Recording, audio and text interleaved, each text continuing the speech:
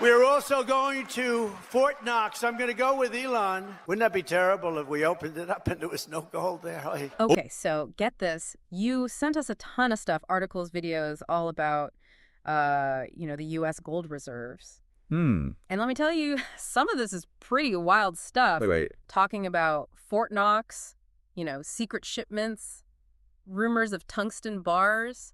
Oh, yeah. I mean, it's like straight out of a spy movie. Yeah, it really captures the imagination, doesn't it? Right.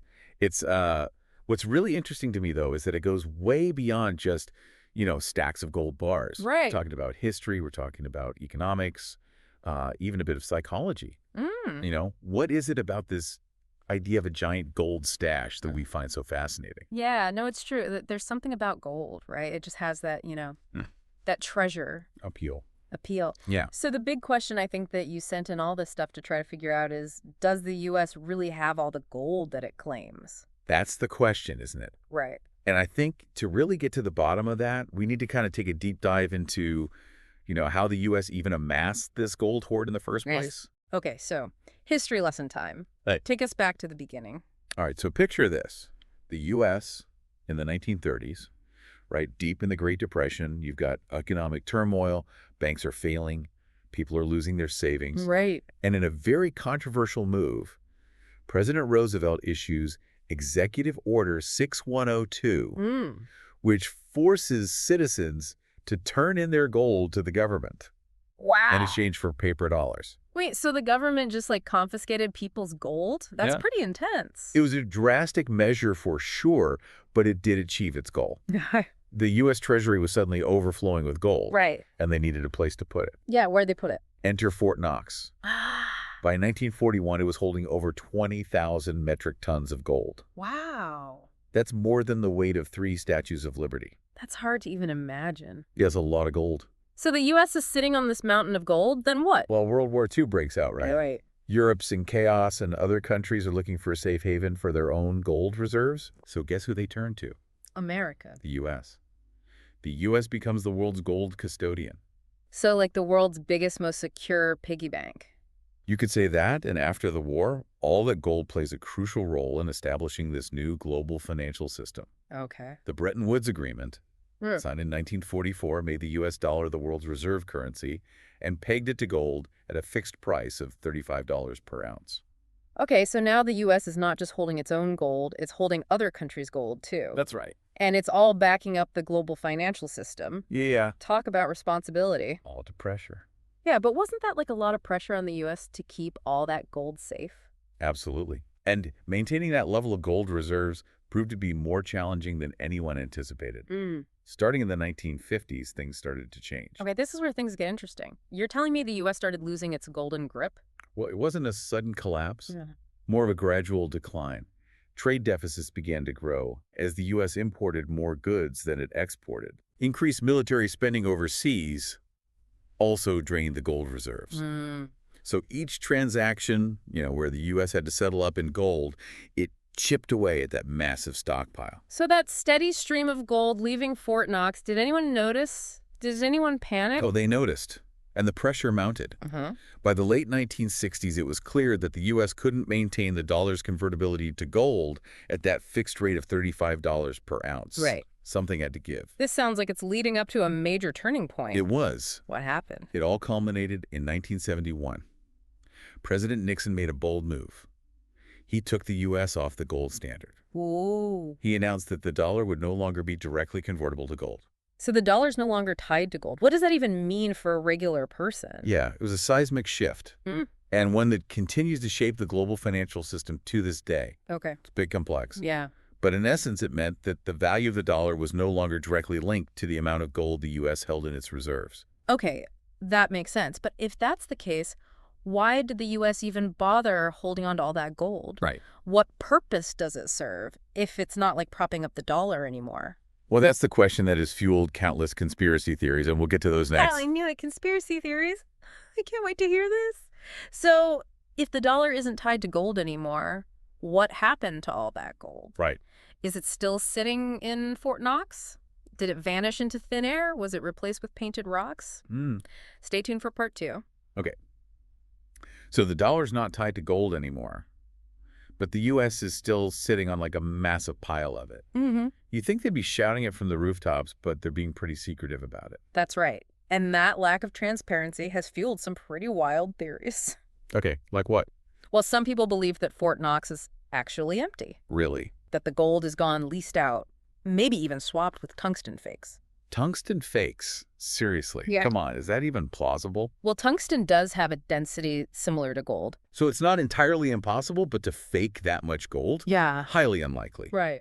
But, these theories, they often thrive on that lack of readily available information. It's ironic, though, right? Yeah. We're talking about something as tangible and valuable as gold. Exactly. So while the secrecy, if the U.S. government has nothing to hide, why not just open up Fort Knox for the world to see? Right. Let everyone count those shiny bars, put the rumors to rest. Yeah. Case closed. So that brings us to the question of audits. Okay. The last time the U.S. gold reserves were supposedly fully audited was way back in 1953. Wait, 1953? That's Yeah. over 70 years ago. Uh-huh. Are you telling me no one has done a proper inventory check since then? Well, there have been some attempts. Like, In 1974, they held a media event at Fort Knox. oh yeah, I remember hearing about this. Allowed reporters a glimpse inside. But it was more of a publicity stunt than a thorough audit. They only saw a fraction of the gold, didn't weigh or test any bars. The whole thing was over in a couple hours. Okay, so basically a photo op with some shiny bars. Pretty much. Not exactly reassuring. Right. And then from 1975 to 1981, the Government Accountability Office conducted audits, Okay. but they only verified about 80% of the gold. And then for whatever reason, the audits just stopped. Okay, so we've got limited audits, outdated information, a whole lot of secrecy. Mm-hmm. No wonder people are coming up with these wild theories. I mean, Right. they're practically begging for it. It definitely creates an environment where distrust and speculation can flourish. Yeah, and then just to add fuel to the fire, there were those reports a few years back about massive gold shipments from London to New York. Right. That was all over the news. People were freaking out, thinking the U.S. was running out of gold and desperately trying to restock. What was that all about? It was dubbed the London Gold Rush of 2025. Oh, yeah. But the reality, as is often the case with these things, is a bit more complicated. Okay. It all boils down to this financial strategy called arbitrage. Arbitrage. Okay, for those of us who don't spend our days on Wall Street, Sure. break that down for us. So imagine you could buy something in one place for a lower price and then immediately sell it somewhere else for a higher price. Right. That's essentially what arbitrage is. Okay. Exploiting those price differences for profit. Gotcha. So how does that relate to gold being shipped from London to New York? Well, at that time, gold was cheaper in London than it was in New York. Okay. Big banks like JP Morgan, HSBC, Right. they saw an opportunity. They bought up gold in London, shipped it across the Atlantic, and then sold it in New York Okay. for a tidy profit. Okay, that makes sense from like a business perspective. Right. But what does this have to do with the U.S. gold reserves? Was the government secretly buying up all that gold? Not exactly. You see those banks? Okay. They also play a big role in the gold futures market.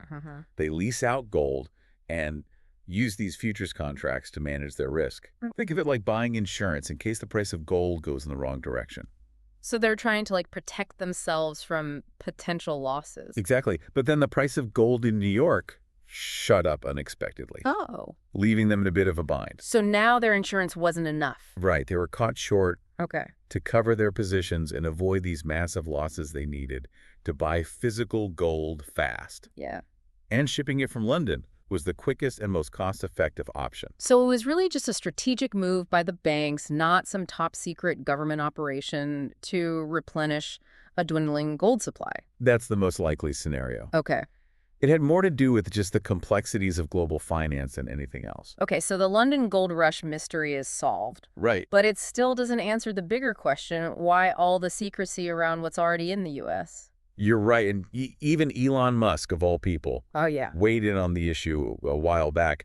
Remember when he suggested a live-streamed audit of Fort Knox? Oh, yeah, that was classic Elon. Yeah. But you have to admit, though, the idea of a live stream from inside Fort Knox, watching them count all those gold bars, it's pretty intriguing. Oh, yeah. It would definitely get people talking. It would, but seriously, what would be the point of such a public spectacle? Well, proponents of a full audit, they argue that it would increase transparency and public trust. Okay. And it could even strengthen the dollar's image globally. Yeah, if you're going to have all that gold, you might as well get some good PR out of it, right? Exactly.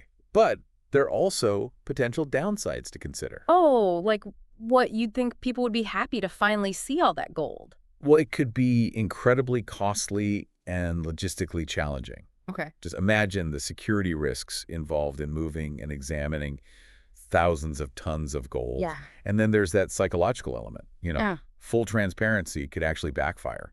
So wouldn't it like put all the conspiracy theories to rest? Not necessarily. If Yeah. every tiny discrepancy is scrutinized and debated in the public eye, Okay. it could fuel even more speculation and distrust. That's a good point. People are going to find something to latch onto regardless, Right. especially with something as shrouded in mystery as Fort Knox. Precisely. There's also the question of whether a fully transparent audit would even be possible. Remember, some of that gold belongs to other countries. Right. Would they be willing to have their holdings publicly scrutinized? Oh, that's a good point. It's a diplomatic tightrope walk. Wow. This is more complicated than I initially thought. So after this deep dive, are we any closer to knowing if the U.S. really has all its gold? Well, I think we've explored the history, the theories, the audits, even some international financial maneuvering. Right. While there's no hard evidence of missing gold, the lack of transparency does raise some valid questions. It almost feels like a philosophical question. Now, does it even matter if all that gold is physically there? If the system is based on trust and perception, if people believe it's there, does it really matter if it is? That's a question each listener can ponder for themselves. What does it say about our financial system that something as tangible and historically significant as gold Right. is still shrouded in so much mystery? It's kind of mind-blowing when you think about it. Okay, so maybe we haven't definitively solved the mystery of the missing gold, but hopefully we've provided a more nuanced understanding of like the forces at play. Exactly. This isn't just about stacks of gold bars. Right.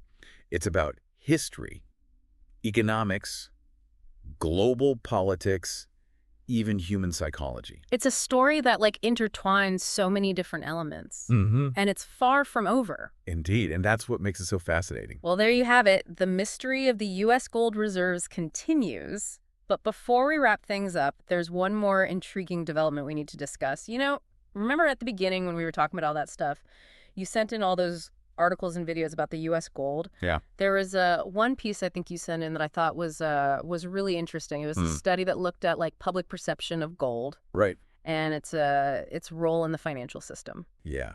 That's a fascinating one. It's so interesting, right? It is. It's not like we're, trading gold coins at the grocery store anymore. Right. But this study found that like a pretty surprisingly large percentage of people, especially like younger generations, Yeah. still view gold as like this safe haven asset. A same symbol of stability. Right, a symbol of stability in these uncertain times. Yeah, it's a tangible link to the past. Right. A hedge against inflation and for, a symbol of mistrust in like the current fiat currency system. Right. So it's almost like gold is having like a little bit of a renaissance. Yeah, you could say that. But here's the thing. If people's faith in the financial system is tied, at least in part, to this belief in a massive gold reserve, what happens if that belief is shaken? That is the question, isn't it? And as we've discussed, transparency is a double-edged sword. A full audit of Fort Knox could bolster confidence, but it could also backfire. Right. Especially if any discrepancies are found, even minor inconsistencies could be blown out of proportion and fuel even more distrust in the system. Yeah, it's like this weird balance where you want transparency and accountability, but you also don't want to create, unintended consequences Exactly. that could like destabilize the whole system. Right. And it raises a broader question, I think, about the role of perception in our financial system.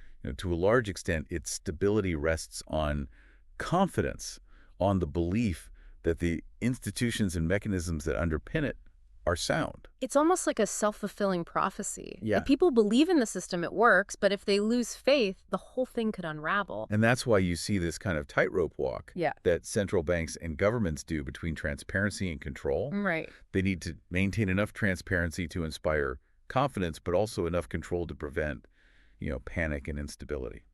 So what does this all mean for you, the listener? Right. What should you take away from this deep dive into the world of U.S. gold reserves? I think the most important takeaway is don't just accept things at face value. Yeah. Right. Question assumptions Dig deeper and form your own conclusions, whether it's about gold, the financial system, or any other complex topic.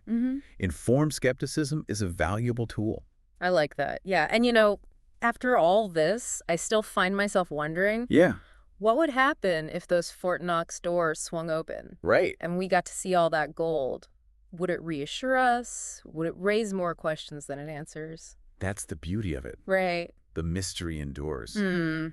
That's something to think about. Yeah. Well, we might not have all the answers, Right. but hopefully this deep dive has given you some food for thought. Some things to ponder. And who knows, maybe one day the mystery of the U.S. gold reserves will finally be revealed. I can hope. Until then, keep those articles and theories coming. Absolutely. Always looking for more. All right, well, that's it for this deep dive. Thanks for joining us. Yeah, thanks for having me. And we'll see you next time.